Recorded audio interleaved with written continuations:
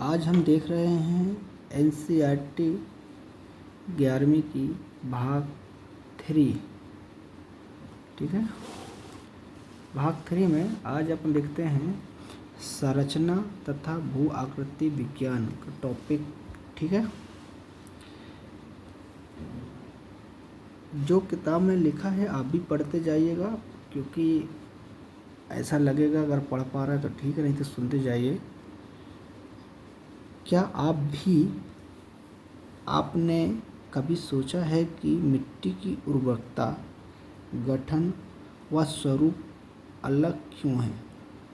आपने यह भी सोचा होगा कि अलग अलग स्थानों पर चट्टानों के प्रकार में भी भिन्नता है। चट्टानों व मिट्टी आपस में संबंधित है, क्योंकि असंगठित चट्टानों वास्तव में मिट्टियाँ ही हैं। पृथ्वी के धरातल पर चट्टानों व मिट्टियों में कह सकते हैं विभिन्नता धरातलीय स्वरूप के अनुसार पाई जाती है। वर्तमान अनुमान के अनुसार पृथ्वी की आयु लगभग 46 करोड़ वर्ष है। इतने लंबे समय के में कह सकते अंतर्जात बहिर्जात बलों से अनेक परिवर्तन हुए हैं। इन बलों की पृथ्वी की धरातलीय अंतस्थलीय आकृतियों की स्वरूप रेखा कह सकते हैं निर्धारण में एक महत्वपूर्ण भूमिका रही है।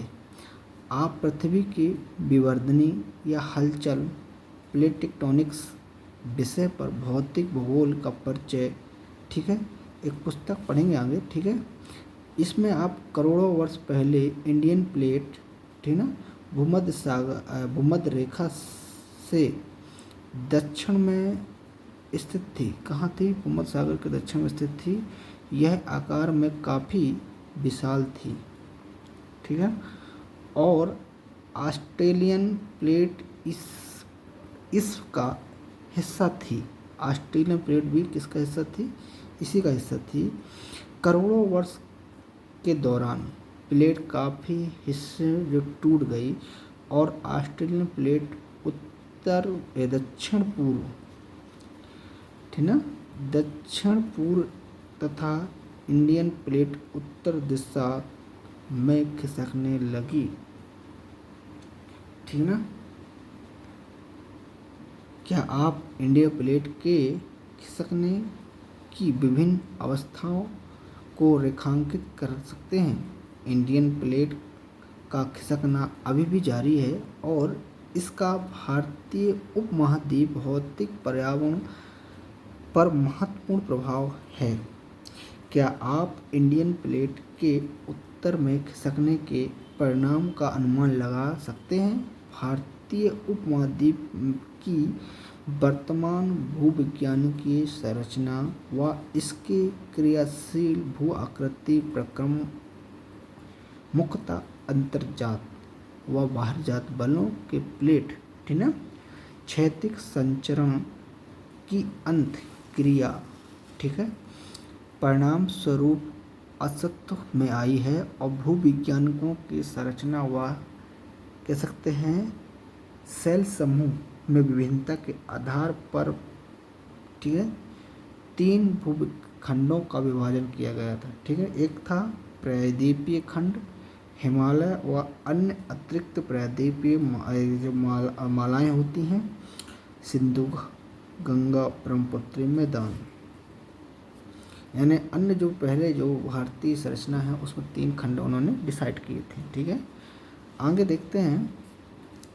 प्रायद्वीपीय खंड में उत्तरी सीमा कटी फटी है, जो कह सकते हैं कक्ष को आप जानते हैं से आरंभ होकर के अरावली पर्वत, ठीक ना, अरावली पर्वत पश्चिम से गुजरात दिल्ली तक फैला हुआ।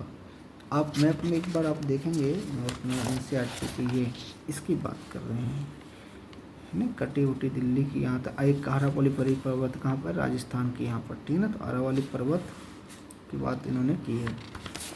ठीक है, फिर इसके बाद उन्होंने बोला गंगा यमुना के समानांतर राजमहल की पहाड़ियाँ व गंगा डेल्टा तथा किसे भी जाती है, ठीक है, डेल्टा तक जाते हैं, ठीक है। इसके अतिरिक्त जो पूर्वी उत्तर पूर्वी में कौन सी करबी एग्लोन, ठीक है, वह मेघालय की पठार तथा पश्चिम में राजस्थान भी इसी खंड का हिस्सा विस्तृत है। कहने से कहाँ तक कह सकते हैं, करबी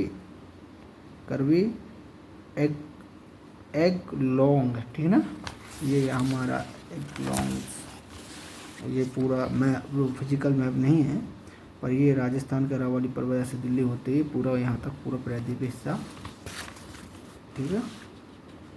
अपन और देख लेंगे मैप आगे क्या बोलता है।